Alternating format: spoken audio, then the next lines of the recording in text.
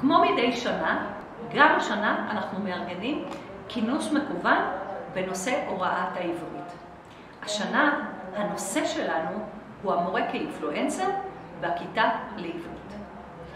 אנחנו מנסים ללמוד מעולם האינפלואנסרים כיצד לשדרג את החוויה של הלומד בשיעור לעברית.